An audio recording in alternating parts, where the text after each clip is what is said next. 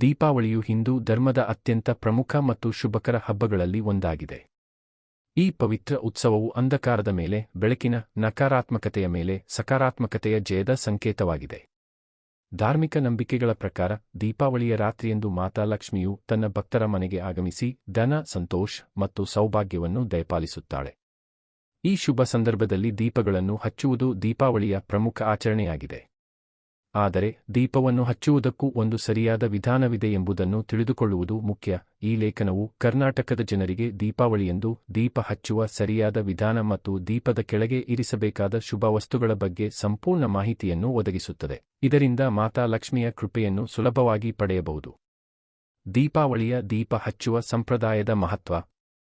ದೀಪಾವಳಿಯ ದೀಪಗಳು ಕೇವಲ ಬೆಳಕಿನ ಸಂಕೇತವಲ್ಲ, ಇದು ಜೀವನದಲ್ಲಿ ಧನಾತ್ಮಕ ಶಕ್ತಿಯನ್ನು ಆಕರ್ಷಿಸುವ ಮಾಧ್ಯಮವಾಗಿದೆ. ದೀಪಗಳನ್ನು ಹಚ್ಚುವುದರಿಂದ ಮನೆಯ ವಾತಾವರಣವು ಶುದ್ಧವಾಗುತ್ತದೆ ಮತ್ತು ಮಾತಾ ಲಕ್ಷ್ಮಿಯ ಆಗಮನಕ್ಕೆ ಸ್ವಾಗತದ ಚಿಹ್ನೆಯಾಗುತ್ತದೆ. ಕರ್ನಾಟಕದಲ್ಲಿ ಈ ಆಚರಣೆಯನ್ನು ಭಕ್ತಿಭಾವದಿಂದ ಮಾಡಲಾಗುತ್ತದೆ ಮತ್ತು ಜನರು ತಮ್ಮ ಮನೆಯ ಮುಖ್ಯ ಬಾಗಿಲು, ತುಳಸಿ ಕಟ್ಟೆ ಮತ್ತು ಈಶಾನ್ಯ ದಿಕ್ಕಿನಲ್ಲಿ ದೀಪಗಳನ್ನು ಹಚ್ಚುತ್ತಾರೆ. ಆದರೆ ದೀಪವನ್ನು ಸರಿಯಾದ ವಿಧಾನದಲ್ಲಿ ಹಚ್ಚದಿದ್ದರೆ ಶುಭ ಫಲಿತಾಂಶವು ಕಡಿಮೆಯಾಗಬಹುದು. ವೈದಿಕ ಸಂಪ್ರದಾಯದ ಪ್ರಕಾರ ದೀಪವನ್ನು ನೇರವಾಗಿ ನೆಲದ ಮೇಲೆ ಇಡದೆ ಶುಚಿಯಾದ ಮತ್ತು ಎತ್ತರದ ಸ್ಥಳದಲ್ಲಿ ಇರಿಸುವುದು ಶುಭವೆಂದು ಪರಿಗಣಿಸಲಾಗುತ್ತದೆ. ದೀಪದ ಕೆಳಗೆ ಕೆಲವು ಪವಿತ್ರ ವಸ್ತುಗಳನ್ನು ಇರಿಸುವುದರಿಂದ ಮಾತಾ ಲಕ್ಷ್ಮಿಯ ಕೃಪೆಯು ಶೀಘ್ರವಾಗಿ ದೊರೆಯುತ್ತದೆ, ಮನೆಯಲ್ಲಿ ಸಂತೋಷ, ಶಾಂತಿ ಮತ್ತು ಸಮೃದ್ಧಿಯು ನೆಲೆಗೊಳ್ಳುತ್ತದೆ. ದೀಪ ಹಚ್ಚುವ ಸರಿಯಾದ ವಿಧಾನ.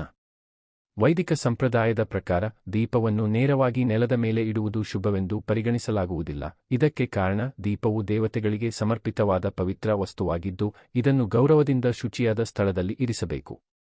ದೀಪವನ್ನು ಮರದ ಒಡವೆ, ಲೋಹದ ತಟ್ಟೆ ಅಥವಾ ಶುದ್ಧವಾದ ಕಲ್ಲಿನ ಮೇಲೆ ಇರಿಸಿ ಈಶಾನ್ಯ ದಿಕ್ಕಿನಲ್ಲಿ, ಉತ್ತರಪೂರ್ವ ಅಥವಾ ತುಳಸಿ ಕಟ್ಟೆಯ ಬಳಿ ಹಚ್ಚುವುದು ಶುಭಕರವಾಗಿದೆ. ದೀಪವನ್ನು ತುಪ್ಪದಿಂದ ಅಥವಾ ಎಣ್ಣೆಯಿಂದ ತುಂಬಿಸಿ, ಹತ್ತಿಯ ಬತ್ತಿಯನ್ನು ಬಳಸಿ ಮತ್ತು ದೀಪವನ್ನು ಹಚ್ಚುವ ಮೊದಲು ಮಾತಾ ಲಕ್ಷ್ಮಿಯನ್ನು ಧ್ಯಾನಿಸಿ. ಕರ್ನಾಟಕದ ಜನರು ಈ ದಿನದಂದು ಮನೆಯ ಸುತ್ತಲೂ ದೀಪಾಲಂಕಾರವನ್ನು ಮಾಡಿ ರಂಗೋಲಿಯೊಂದಿಗೆ ಸಿಂಗರಿಸಿ ಶುಭ ವಾತಾವರಣವನ್ನು ಸೃಷ್ಟಿಸಬಹುದು. ದೀಪದ ಕೆಳಗೆ ಕೆಲವು ಶುಭ ವಸ್ತುಗಳನ್ನು ಇರಿಸುವುದರಿಂದ ಈ ಆಚರಣೆಯ ಫಲಿತಾಂಶವು ಇನ್ನಷ್ಟು ವೃದ್ಧಿಗೊಳ್ಳುತ್ತದೆ. ದೀಪದ ಕೆಳಗೆ ಇರಿಸಬೇಕಾದ ಶುಭ ವಸ್ತುಗಳು. ದೀಪಾವಳಿಯ ದೀಪದ ಕೆಳಗೆ ಕೆಲವು ಪವಿತ್ರ ವಸ್ತುಗಳನ್ನು ಇರಿಸುವುದರಿಂದ ಮಾತಾ ಲಕ್ಷ್ಮಿಯ ಕೃಪೆಯು ಶೀಘ್ರವಾಗಿ ದೊರೆಯುತ್ತದೆ. ಈ ವಸ್ತುಗಳು ಧಾರ್ಮಿಕವಾಗಿ ಮಹತ್ವದ್ದಾಗಿದ್ದು ಮನೆಯಲ್ಲಿ ಧನಾತ್ಮಕ ಶಕ್ತಿಯನ್ನು ಆಕರ್ಷಿಸುತ್ತವೆ. ಕರ್ನಾಟಕದ ಜನರು ಈ ಸಂಪ್ರದಾಯವನ್ನು ಭಕ್ತಿಯಿಂದ ಅನುಸರಿಸಬಹುದು. ಈ ಕೆಳಗಿನ ವಸ್ತುಗಳನ್ನು ದೀಪದ ಕೆಳಗೆ ಇರಿಸಿ. ಅಕ್ಷತೆಯು ಪೂರ್ಣತೆ, ಶುದ್ಧತೆ ಮತ್ತು ಸಮೃದ್ಧಿಯ ಸಂಕೇತವಾಗಿದೆ. ದೀಪವನ್ನು ಹಚ್ಚುವ ಮೊದಲು ದೀಪದ ಕೆಳಗೆ ಸ್ವಲ್ಪ ಪರಿಮಾಣದ ಅಕ್ಷತೆಯನ್ನು ಇರಿಸುವುದರಿಂದ ಶುಕ್ರ ಗ್ರಹದ ಸಕಾರಾತ್ಮಕ ಪ್ರಭಾವವು ಹೆಚ್ಚುತ್ತದೆ. ಇದರಿಂದ ಆರ್ಥಿಕ ಪ್ರಗತಿಯ ಜೊತೆಗೆ ಕುಟುಂಬದಲ್ಲಿ ಸಂತೋಷ, ಶಾಂತಿ ಮತ್ತು ಸಮೃದ್ಧಿಯು ನೆಲೆಗೊಳ್ಳುತ್ತದೆ. ಕರ್ನಾಟಕದಲ್ಲಿ ಈ ಆಚರಣೆಯನ್ನು ಸಾಮಾನ್ಯವಾಗಿ ಲಕ್ಷ್ಮೀ ಪೂಜೆಯ ಸಂದರ್ಭದಲ್ಲಿ ಮಾಡಲಾಗುತ್ತದೆ. ಅಕ್ಷತವನ್ನು ಶುಚಿಯಾದ ತಟ್ಟೆಯಲ್ಲಿ ಇರಿಸಿ ದೀಪವನ್ನು ಅದರ ಮೇಲೆ ಜಾಗರೂಕತೆಯಿಂದ ಇಡಬೇಕು. ಅರಿಶಿನವನ್ನು ಪವಿತ್ರ ಮತ್ತು ಶುಭಕರವಾದ ವಸ್ತುವೆಂದು ಪರಿಗಣಿಸಲಾಗುತ್ತದೆ. ದೀಪವನ್ನು ಹಚ್ಚುವ ಮೊದಲು ಅಕ್ಷತದ ಮೇಲೆ ಸ್ವಲ್ಪ ಅರಿಶಿನವನ್ನು ಇರಿಸುವುದರಿಂದ ಮನೆಯಲ್ಲಿ ನಕಾರಾತ್ಮಕ ಶಕ್ತಿಯು ದೂರವಾಗುತ್ತದೆ ಮತ್ತು ಮಾತಾ ಲಕ್ಷ್ಮಿಯು ಪ್ರಸನ್ನಳಾಗುತ್ತಾಳೆ. ವಿಶೇಷವಾಗಿ ಸಂಪೂರ್ಣ ಅರಿಶಿನದ ಗಂಟನ್ನು ಬಳಸುವುದು ಶುಭವೆಂದು ನಂಬಲಾಗುತ್ತದೆ. ಅರಿಶಿನವು ಆರೋಗ್ಯ, ಸೌಭಾಗ್ಯ ಮತ್ತು ಸಂತೋಷವನ್ನು ತರುವ ಸಂಕೇತವಾಗಿದೆ.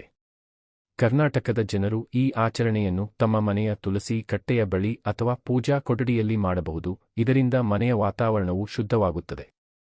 ನಾಣ್ಯ. ದೀಪದ ಕೆಳಗೆ ₹1 ಅಥವಾ ಯಾವುದೇ ಲೋಹದ ನಾಣ್ಯವನ್ನು ಇರಿಸುವುದರಿಂದ ಧನದ ಆಗಮನವು ಸ್ಥಿರವಾಗಿರುತ್ತದೆ. ಪೂಜೆಯ ನಂತರ ಈ ನಾಣ್ಯವನ್ನು ತಿಜೋರಿಯಲ್ಲಿ ಅಥವಾ ಧನವನ್ನು ಇಡುವ ಸ್ಥಳದಲ್ಲಿ ಇರಿಸುವುದರಿಂದ ವರ್ಷಪೂರ್ತಿ ಆರ್ಥಿಕ ಉನ್ನತಿಯು ಕಾಪಾಡಲ್ಪಡುತ್ತದೆ. ಲೋಹದ ನಾಣ್ಯವು ಧನ, ಸ್ಥಿರತೆ ಮತ್ತು ರಕ್ಷಣೆಯ ಸಂಕೇತವಾಗಿದೆ. ಕರ್ನಾಟಕದ ಜನರು ಈ ಸಂಪ್ರದಾಯವನ್ನು ಲಕ್ಷ್ಮೀ ಪೂಜೆಯ ಸಂದರ್ಭದಲ್ಲಿ ಅನುಸರಿಸಿ ತಮ್ಮ ಆರ್ಥಿಕ ಸ್ಥಿತಿಯನ್ನು ಬಲಪಡಿಸಬಹುದು. ನಾಣ್ಯವನ್ನು ಶುಚಿಯಾಗಿ ಇರಿಸಿ ದೀಪದ ಕೆಳಗೆ ಜಾಗರೂಕತೆಯಿಂದ ಇಡಬೇಕು.